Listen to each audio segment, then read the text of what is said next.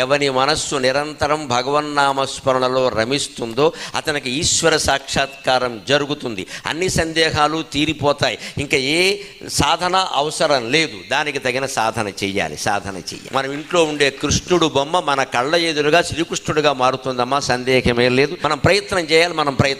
మనం ఈ విగ్రహాన్ని ఇక్కడ మట్టి కొట్టుకుపోతుంటే దానికి దండ బారేసి ద్వారకలో బేటి ద్వారక ఉంది, అక్కడికి వెళ్ళి నీ ఇంట్లో ఉన్న కృష్ణుడిని వదిలేసి అక్కడికి వెళ్ళి మనం ఏం చేస్తామంటే అక్కడ ఏమిటి కుచేలుడు కృష్ణుడికి అటుకులు పెట్టేట, అందుకని అందరి దగ్గర బియ్యం జల్లిస్తున్నాం. ఈ పిచ్చిలో మనం తిరిగేసి నేను బేటి ద్వారాకి వెళ్ళా, బియ్యం చెల్లాని అదొక కబులు చెబుతావు. కానీ ఇక్కడ ఇంట్లో ఉన్న కృష్ణ పరమాత్మ దగ్గర కూర్చుని 5 నిమిషాలు మాట్లాడావా, 5 నిమిషాలు మాట్లాడకుండా ఆయన్ని చూశావా, నీకు కనిపించని భగవంతుడు కూడా నీ ఇంట్లో విగ్రహం మానవ రూపంగా మారి నిన్ను అనుగ్రహించాలి అంటే పట్టు వదలని తీవ్రత. నా తల్లి కనిపించింది, నా తండ్రి కనిపిస్తున్నాడు, నా భార్య కనపడింది, నా భర్త కనపడుతున్నాడు, దేవుడు ఎందుకు కనపడు నాకు, అంత తీవ్ర ప్రయత్నం చేయాలమ్మా. అప్పుడు ఖచ్చితంగా జరుగుతుంది.